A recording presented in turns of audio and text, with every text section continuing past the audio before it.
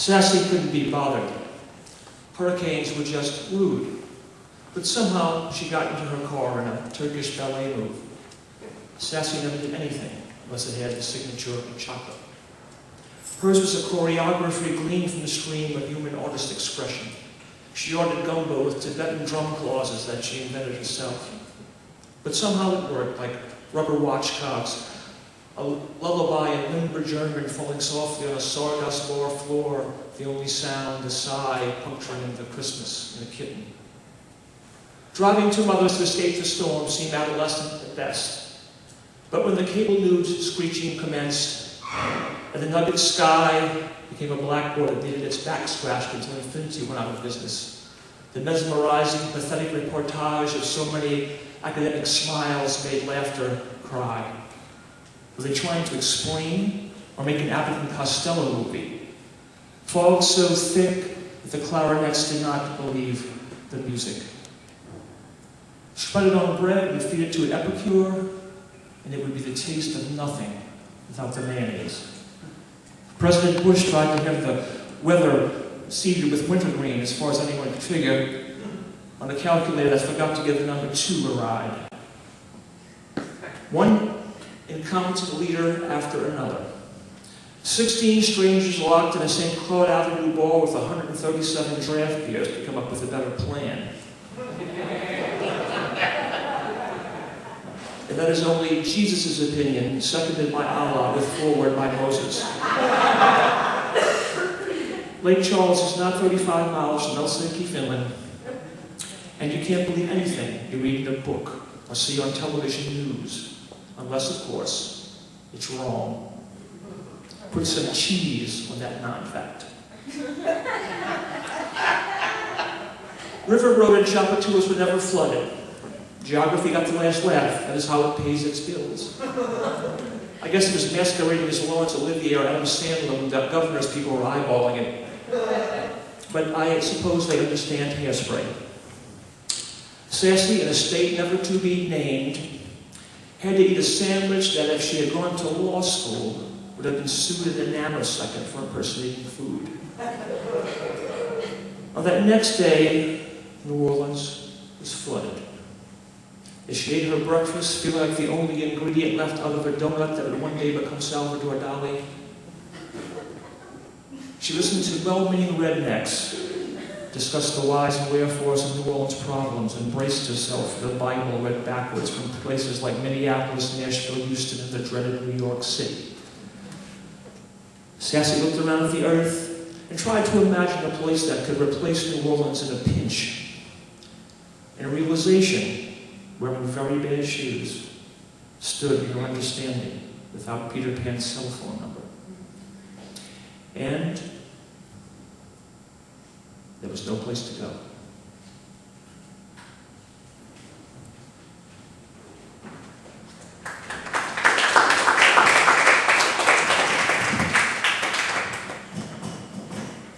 So in the months following Katrina, I found myself out of my job at Commander's Palace. Found myself on the road that January doing stand-up comedy throughout the whole northwest of the country. And people would ask me, "You from New Orleans? Did you have any damage?" And I said, "Yeah, I had 5 feet of water in my house." People say, "Why don't you write a joke about that?" And I'd say, "Well, because I had 5 feet of water in my house." Failed to see the humor in that. Yet. Okay.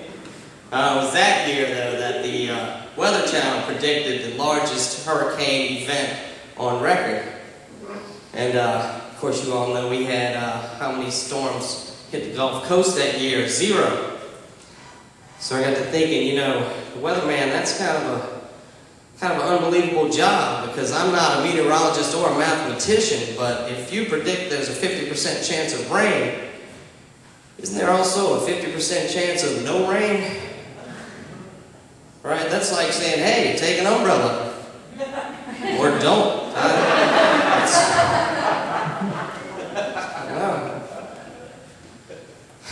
I decided that we need to think of the positive aspects of Hurricane Katrina, because in my family anyway, there was one positive aspect. After Hurricane Katrina, my mom finally shut the hell up about Betsy and Camille. I've been listening to that for 35 years. You remember Betsy? You remember Betsy? You remember you were 2. You remember, right? You were 2. No.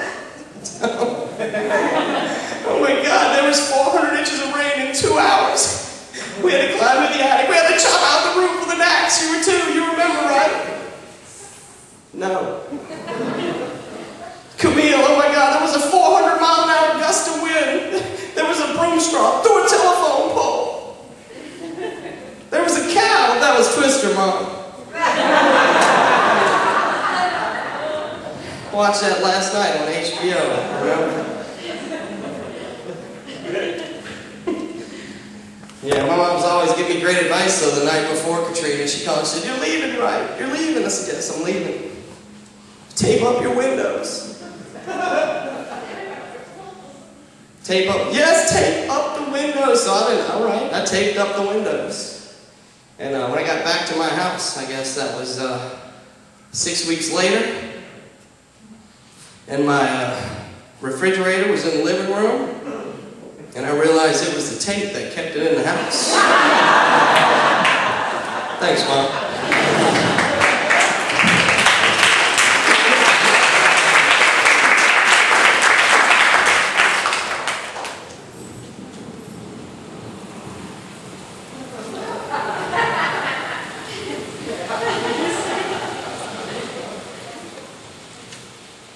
Kathleen Blanco is the governor of Louisiana. No, I'm not kidding. That woman you saw who thought was here for a 40-year romper room reunion is actually the governor of the whole state. Hello, my name is Kathleen Blanco. I'm the governor of Louisiana. I used to be the lieutenant governor of Louisiana. I mean, she did the only thing she could think of when New Orleans started to flood. She ordered them to drop 400,000 bay leaves in the water. I guess you go to the hurricane with the governor you got. Not the governor you wish you could.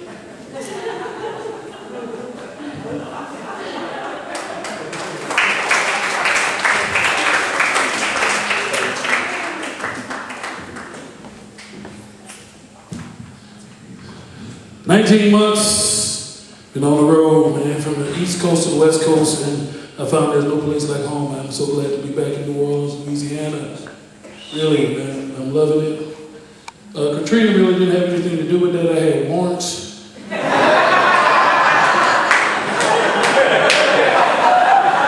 They were looking for me. I had a court date August 29th. How convenient was that?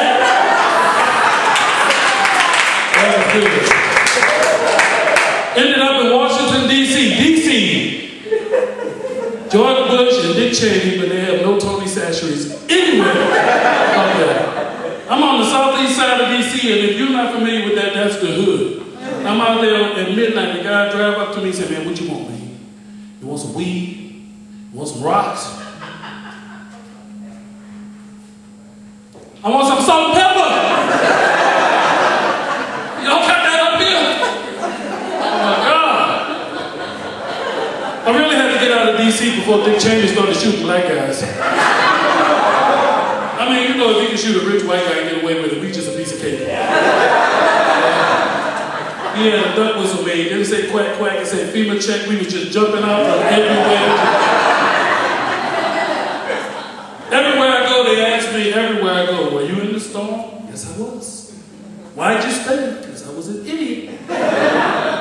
I'm going to tell you the real reason I stayed. Many of you stayed for the same reason. If you watch the news like I did, we watched our esteemed leaders. And on Friday before the storm, my beloved mayor that I love, I don't care what he does. I love him, he's cool people, you know. I could hang out, drink a beer with him, whatever. And he said, "You know, we don't think the storm's coming here. So do whatever you do." Black folks, we took that to heart. So we went to the club. Went to the mall, got our nails done. You know, spent all our money. Then on Saturday, I swear, I can quote what he said. "We're not quite sure. We think between Alabama and Pensacola, but just in case, get all your duckies in order." Now, black folks knew what the hell he meant, duckies. We spend them Friday night because you said do what we do. White folks were confused. Honey, what the hell is a ducky? We got cats. We got the dog over here in the journal. Then Sunday he just came on and said, y'all need to just get the hell up on out of here. And I went to my mom and her two sisters and I said, Mom, y'all, we need to go. This don't be the state of Louisiana. We can't go right, we can't go left. We need to go up to like Canada. And get us up that hill, we done, you know. And so they didn't want to leave. And I'm like, well, where you going? We going to the Superdome. Oh, hell no, y'all ain't going to the damn Superdome. Superdome is bad luck. Look what they did to Saints all these damn years.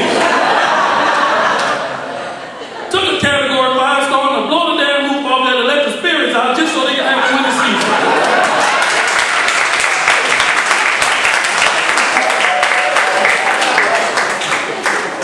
So we don't go to the Stone, to the Dome. We go to my job where I used to work, the Singer Theater, and as I'm standing there in calf high water at the theater, I did find a sandbag. Didn't work, but as the water rose, I looked at those 3 old ladies who didn't want to leave, and I looked at the flood waters, and I looked at those 3 old ladies, and I looked at the flood waters, and I looked at those 3 old ladies, and I thought, well, hell, ain't that a productive life? That's why I ended up in D.C. I really want to thank the rescue workers that found them on the top of the roof at the Singer Theater. I'm just playing. I took my mama with me.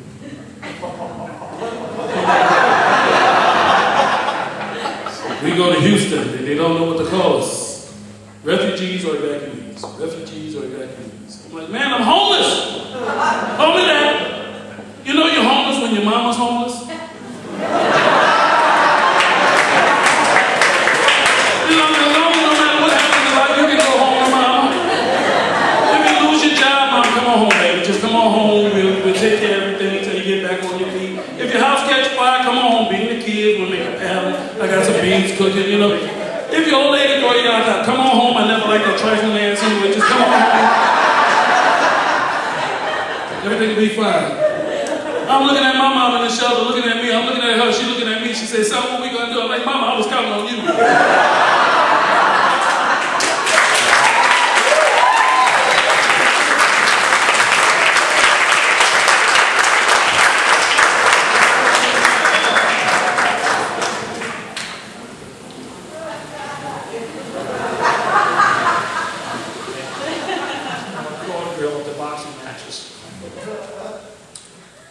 You know, people ask me when they call me from New Orleans, how do you cope with what's going on down there? I said, well, you know, it's kind of hard. A lot of my friends are on drugs and shit. And I'm drug-free, you know? He says, yeah, I know. So I went to my doc. He said, Doc, you know, you got to help me out here, you know? He says, yeah, I got something to do for you. So he gave me this. Now, it's a prescription now. It's little pictures of Blanco and Nagin and Broussard, you know, Bush. Say you're driving behind somebody, you know, New Orleans, like you go behind some guy with a Texas license, but he's going like 4 miles an hour for 2 miles, trying to find out where the hell he's going. Get pissed off, you just take him out of here. Just fight a couple of that bastards, you know, you blows your blood pressure, you feel a little better. You can pass a drug test with that too.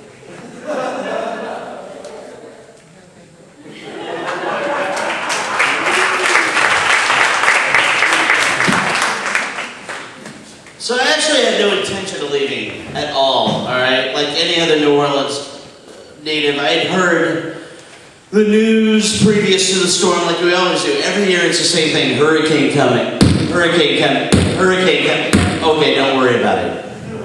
That's what we get, right? Every year. So I had no intention of going anywhere, but I did go out and I bought canned food, tons of beer, lots of whiskey, and all sorts of stuff I needed. And I had flown in a guy from San Francisco, a comic, Will Dykes. We had flown him in to do a show that night before.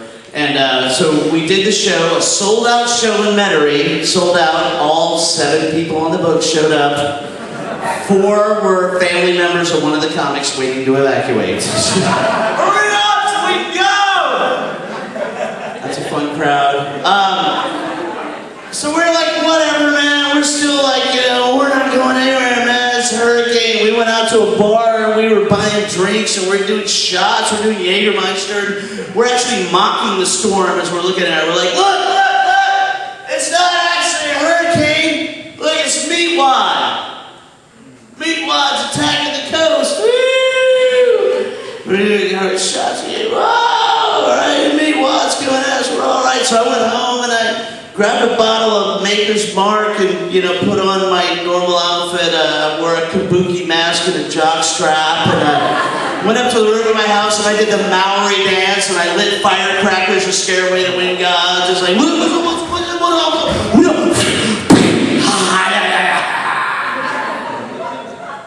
so I can do every Sunday. Then I woke up the next day and I turned the radio on and it's like, leave or die, leave or die. Shit. So I'm running around my house, man. I'm grabbing shit, right? I'm grabbing everything fine. I'm randomly grabbing stuff. I'm not even myself anymore, right? I'm not Bill. I'm like Steve Martin from The Jerk, right? This is all I need. This bag of clothes. This bag of clothes is all I need. This bag of clothes and this box of drugs are all I need.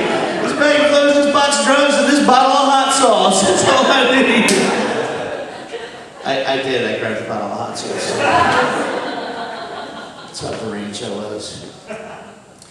So we hit the road, we took off, and, this Sunday before the storm, we drove out, and somewhere along the way, me and my friend from San Francisco, we're in the car, and we get stuck in the middle of the Bonnie Carrey spillway on a bridge over water for like 3 hours.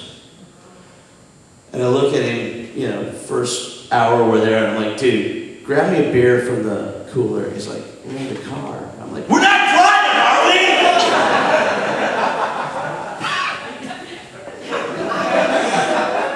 So he hands me a beer.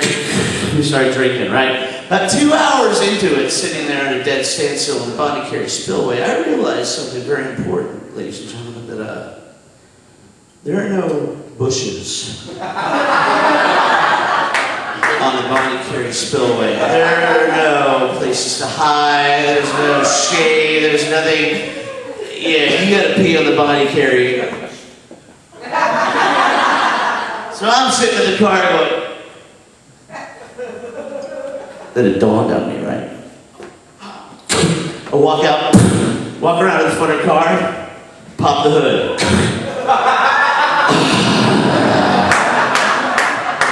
I think I sprung a leak. I look down the Bonnie Carrey, man, every car's hood is popping up, right? You look down the passenger side, women are getting out on this side, they're checking the tire pressure. They're going, I don't understand what I'm doing. Checking the tire pressure. It's good.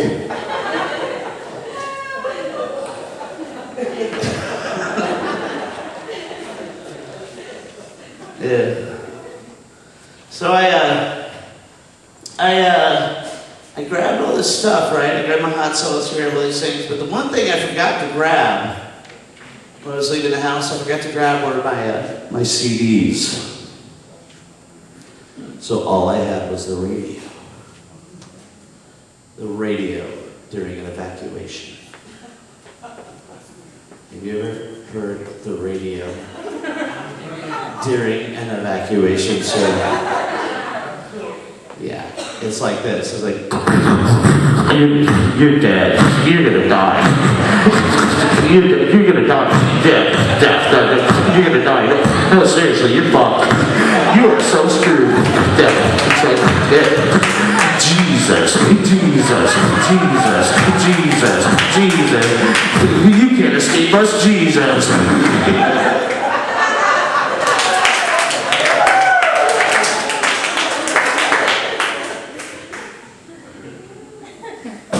And we move on.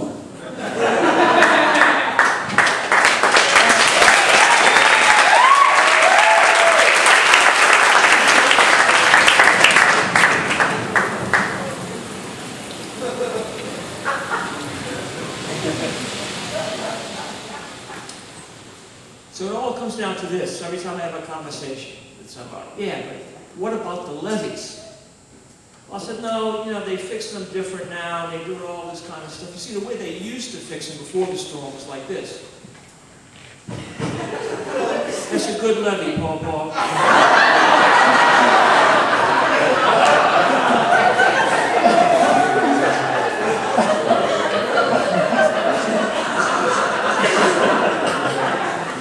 Let's go eat.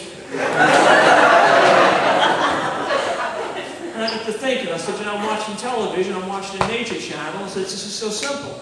I'm watching, I said, all we need to do is take all those trees that were knocked down in Lakeview, turn them baskets up in the 17th Street Canal, and then throw in there a shitload of beavers. I'm watching the Nature Channel. 2 beavers, 2 little beavers, build something as big as the Great Wall of China with sticks. Nick don't give me. And they wonder why 2 in engineering school went out of business.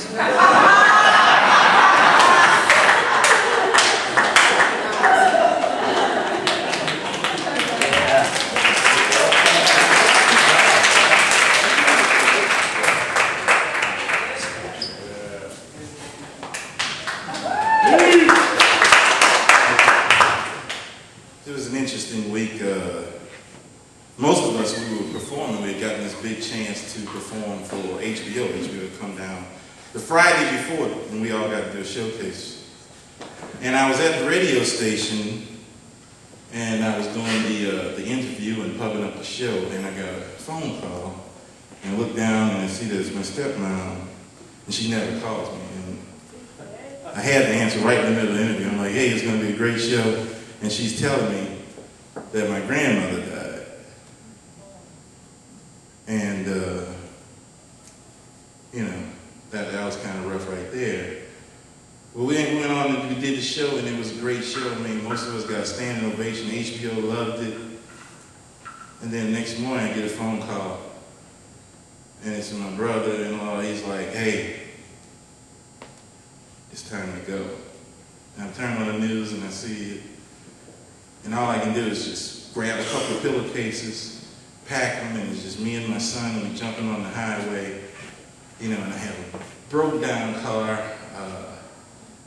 the engine, the head gasket was almost cracked, and we're on the highway in this car, and every chance I get, I stop and I put water in it, I stop and put water in it. And 20 miles away from our destination, it just dies. It's dark, and we're on a curve, and all I can do is look at my little man. He doesn't know what's going on. He's just playing his little game. Still got on his pajamas. He still got on his little Shrek slippers. And I got my hand out the window and I'm waving. And I'm blowing the horn, I'm waving, hoping that somebody would stop. Because I knew it was dangerous being on the curb with 18-wheelers coming. And nobody stopped. I blew the horn so much that the battery died. So then I get out of my car and I'm waving, flagging, frantically, pointing at my license plate thinking, hey, they have to know what's going on. This license plate says Louisiana. The little man, he's still in the car. Nobody stopped. So finally I said, I'm going to take him out of the car. If I'm holding him in my arms, and I won't be, they probably won't think I'm as threatening. So finally somebody stops, and we just grab whatever we can out of the car, jump in the car, and I just fell out crying. It was so much right then, but I was so happy that somebody stopped. You do a lot of things, when you have a child. So many things are different. But then I wonder, what would have happened if I wouldn't have had my son? What would have been different? Then I thought, we probably would have threw a hurricane party. I can just see it now, August 28th, we throw a hurricane party. Y'all heard that commercial, the Viagra commercial, where it says, if you have an erection for longer than 4 hours, please consult with your doctor. No, because I probably would have sued them. what I'm saying? Because sometimes you can't always call a doctor. That's all I'm saying. We probably went through that party. They probably would have had some attractive women there. I would have took two. Then August 29th, Katrina hit. I would have been laying in my bed with some George Foreman drawers on. Right! I was right! Now I gotta climb out of my attic. I'm like, help! Help! I'm waving the helicopters, help! They like, Ain't no way your nasty ass is getting on this helicopter. And just so y'all know, not too many 400+ pound men donate clothes to the Salvation Army. Yeah. So I would have still been at the FEMA office in my George Foreman drawers. Right! But it sure would have helped me get to the front of that FEMA line. Don't take your nasty ass on up to the so you get the hell out of here. And then I finally made it to my destination, and I know, because this is what happened. I was sitting around, I had food stamps and cake. I'm sitting there eating and watching TV, and I didn't know that I was getting bigger. But I knew, one night I knew I was getting bigger. What happened was I was sitting on the bed. I was sitting on the bed. Not that funny yet. No, what happened, see, I had gotten out the shower and I was sitting on my bed putting lotion and baby oil on, and still, the joke has not hit. But y'all visualizing or something? No, what happened was, when I was sitting on my bed putting lotion and baby oil on, when I got up, the crack of my ass drug the comforter with it.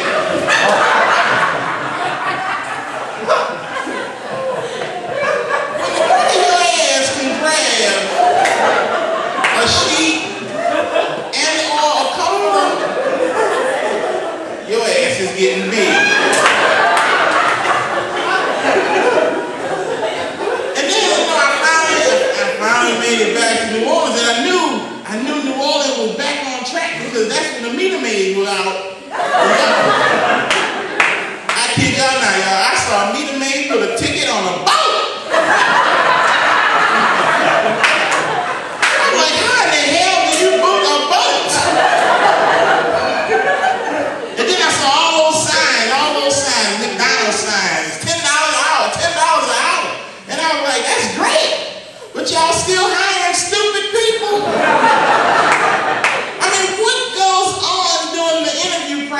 You know what I'm saying? When you get to the part where it says education, says right here you have a GED. Overqualified! We only take people with G's.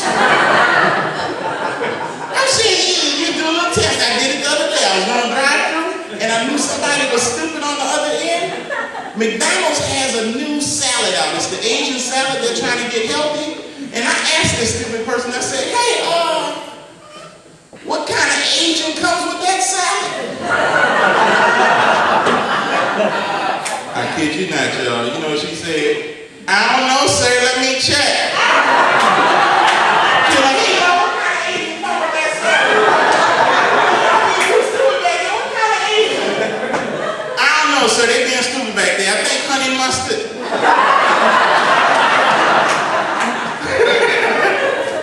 Yeah, and that was right about the time old Ray made the Chocolate City speech. I thought that was cool as hell. I thought I was going to be the head of the CCC, the Crescent City Clan. Go around white people housing putting Hershey bars on their lawn. I bet you y'all white people had no idea that in 2007 y'all was going to be on the back of the bus.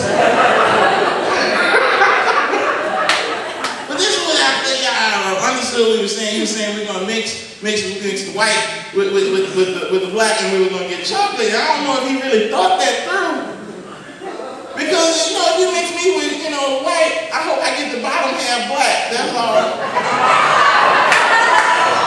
How y'all know they say once you go black, your credit get messed up too.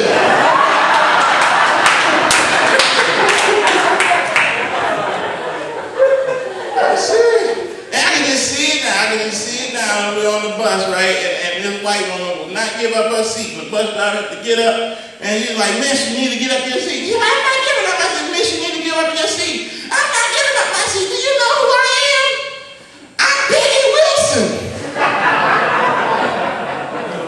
Hey, y'all. Everybody has their story. These were our stories. And we're still standing. Thank y'all.